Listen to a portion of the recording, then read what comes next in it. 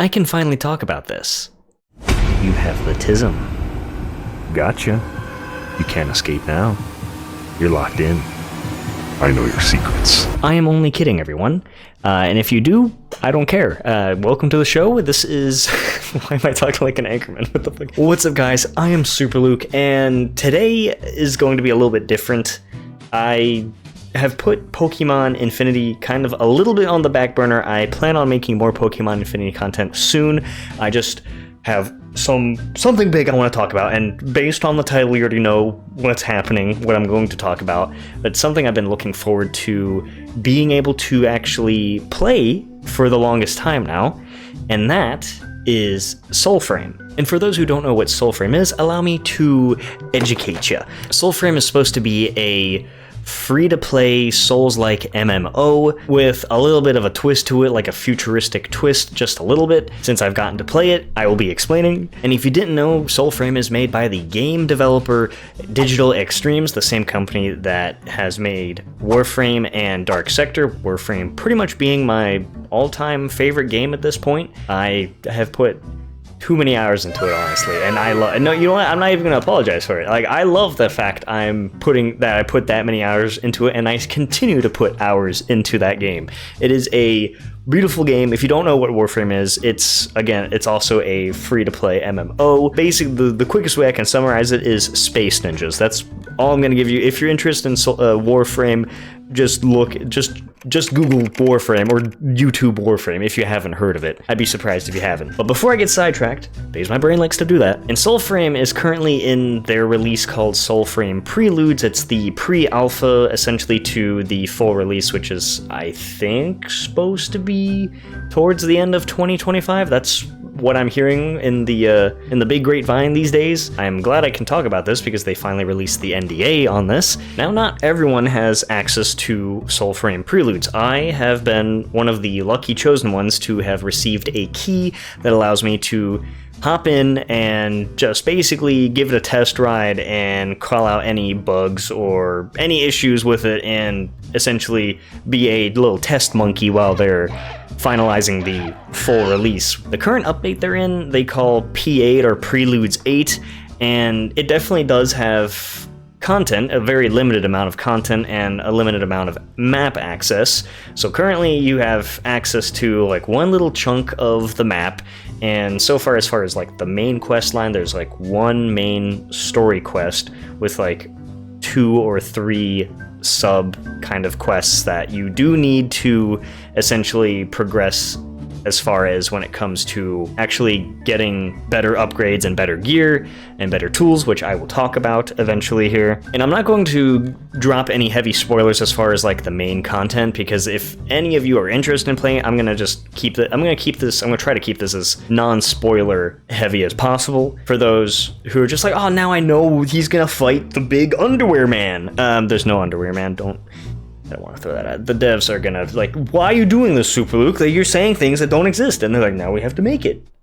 If you're watching this, Digital Extremes, I'm sorry, okay? I'm doing my best here to cover this game that I've been looking forward to playing, and I am playing. That's what I wanted to say, is like why I haven't been playing Pokemon Infinity, is because I've been putting my time into playing a little bit of SoulFrame. And by a little bit, I mean I've pretty much done everything I can at this point, I'm pretty sure. So then actually getting into the game of it, it looks amazing. From what I've played so far, if this is how it's going to continue to look, Digital Extremes is doing an amazing job. It looks fantastic. Now granted, I think they are using the same engine that they used to make Warframe. I'm pretty sure, correct me if I'm wrong. I didn't exactly look it up, but it feels like it's the same engine, at least from me playing it, and I have plenty enough experience playing Warframe that I'm pretty confident to say that it's the same engine, which is nothing wrong with it, but it might pose limitations. I'm not sure. I have high hopes for the team. I want to see this game do well. I've been looking forward to this game since they announced it,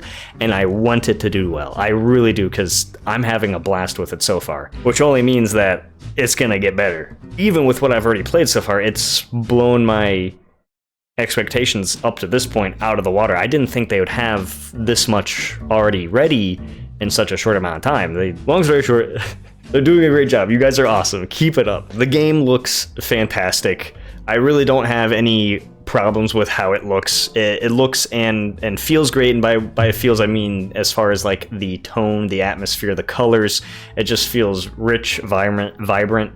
It feels realistic, but with like at least it feels like kind of like Elder Scrolls. That's the kind of feeling, at least far as the color tones and the vibe that it's giving off. It kind of gives Elder Scrolls vibes, and I guess even Dark Souls. I haven't I haven't played any of the Dark Souls games. I've seen gameplay of that, but that's the at least what it gives off. So now the mechanics, I haven't had too many issues here and there. It might just mainly be a skill issue as I'm learning, because since it's a Souls-like game, you're gonna die a lot, especially if you're playing single player. That's just part of it. You're gonna die, and you're gonna get better as you keep leveling, as you keep fighting. You're just going to gain that experience, you're going to gain those skills, and your character is just going to become stronger through those deaths, through your combat. But that's pretty standard stuff. You guys already knew that if you're familiar with the Souls games. So as far as the mechanics, combat feels pretty tight. There are instances where I feel like it could be tweaked. Sometimes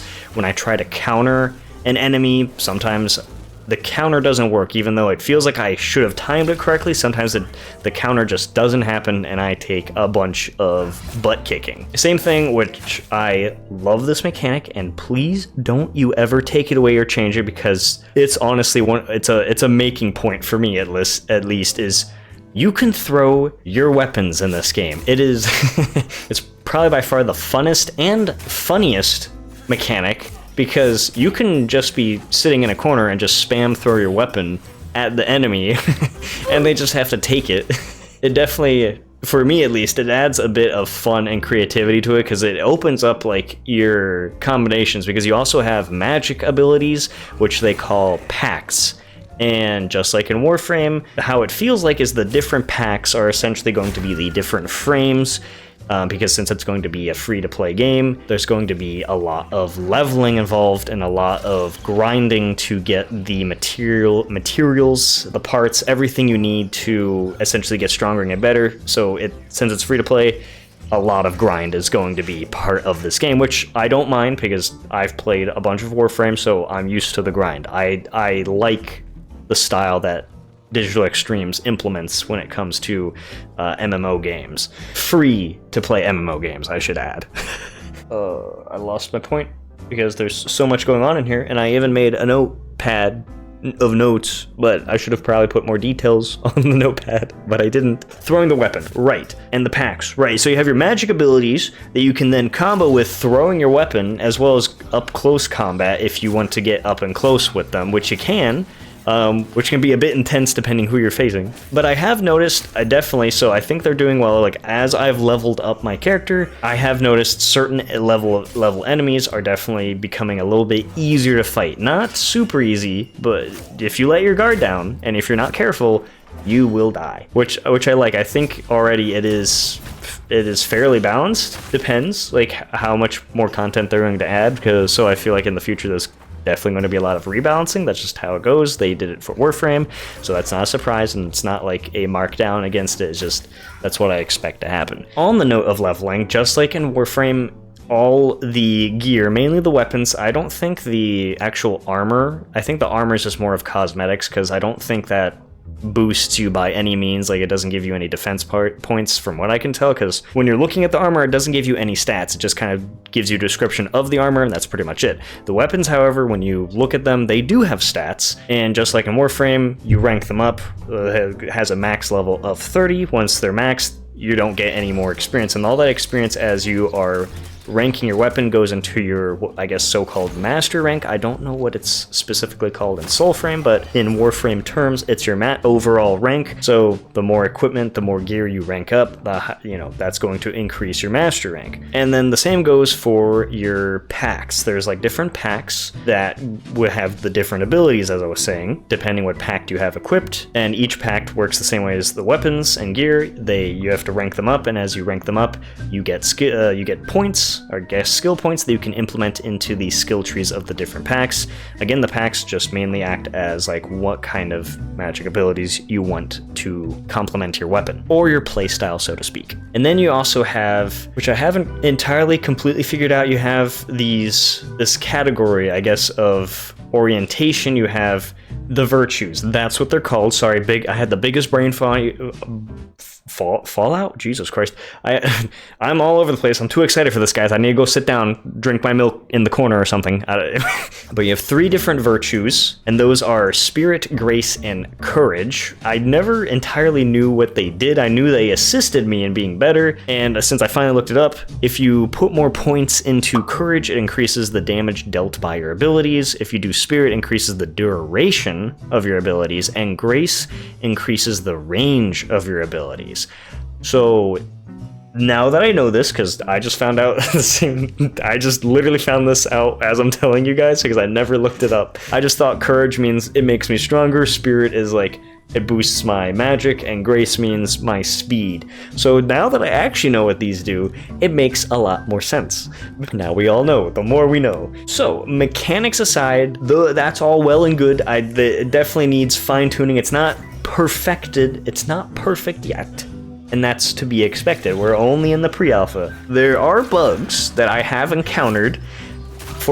For example, sometimes with a certain ability, it's from the Ode. It's one of the packs, I forgot the name of the pack. But if you use the first ability, which turns your enemies into stone, I've only had it happen on certain animal enemies. It's like this dog that wears a suit of armor, and if apparently you hit him just right, he likes to turn rotund, which, it doesn't really hinder anything, but it does make for a good laugh. He's like going gear 3 Luffy style, that's happening that way. Oh my god, I didn't even talk about this, because again, I'm completely scatterbrained when talking about the map. It's a huge open world map, and the loading, because there's dungeons you can go into, and playing single player, it loads pretty seamlessly. It makes the map feel way bigger than it actually is. Now, when you play with friends or a party, there is a slight bit of sometimes a hiccup depending on your internet speed and everyone else's internet speed. You'll feel that bump, but other than that, it actually loads pretty quickly. I have no qualms with how it loads the dungeons, and the aesthetic of the dungeon actually looks pretty nice. So it fits it's perfectly meshed as far as that. And the dungeons themselves look fantastic. Again, it has that entire Souls, Elder Scrolls feel going on with them. And in one of those dungeons, I did encounter, there was a little area of water. It was a sewer area, I guess you would call it. There was water, and in some corner, the floor was missing. So there are bugs that need to be fixed. I'm not saying it takes away from it. It's just it needs to be fixed. It will be fixed, but that's why we're playing it now, so we can let the devs know that there's things to be fixed. Overall, I am loving it, and actually probably within a week or so, they're releasing the next update to Preludes, which is P9, and this is going to implement some of the biggest content ever. The whole map, we're gonna have full access to the map. The progression system of unlocking the map, I think, is actually a really cool idea. Just to kind of hint at that a little bit, they did mention this in their dev stream for SoulFrame, is that it's a progression system based on these huge trees that look dead. You have to heal the tree, and then once you heal the tree, part of the map unlocks. And speaking of the map, because there's different locations you can go to, you can unlock, all the locations are basically not transcribed. It doesn't give you the name of the location. It's all in Minecraft enchantment language, and you have to unlock them by finding these little sparkly orbs. You collect the orb, then it gives you some of the letters of the name. You collect all those orbs, and it gives you that name, of course, as well as what they call motes. Motes, which I didn't mention either, I completely forgot, but just like in Warframe, motes will act as modifications to your weapons.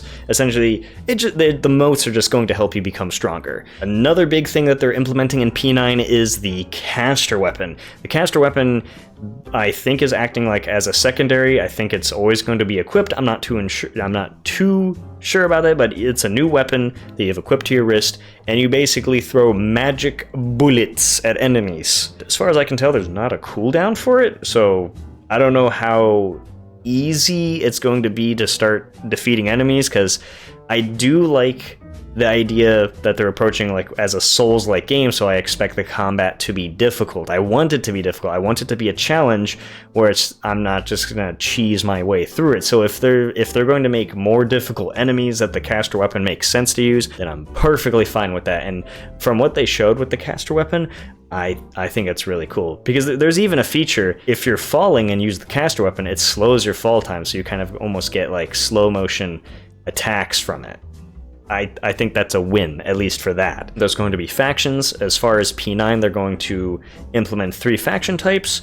They're basically syndicates. There are groups that you can help do missions with to, you know, progress different stories, progress with side quests. Pretty standard for a lot of like RPG MMO games. That's pretty much a basic rundown for at least the next update for Preludes. There's definitely a lot more content that's going to come out, and I plan on going over that content once that update is actually out, so I can actually experience it, take more better notes on that.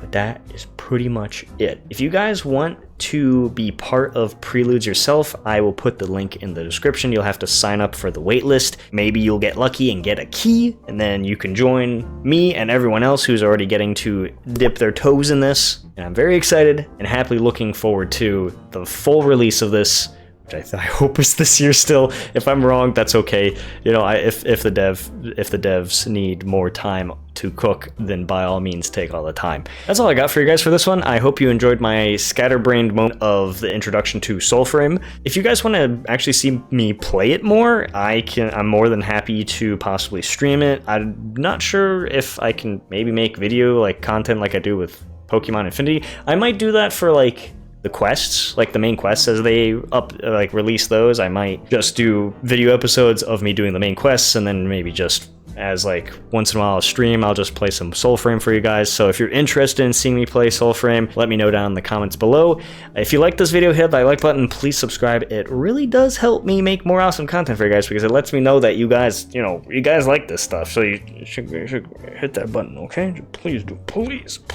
All right, I did my due diligence of groveling for you guys' support. You guys have a wonderful day, evening, night, wherever you are in this beautiful world. And as always, stay cool.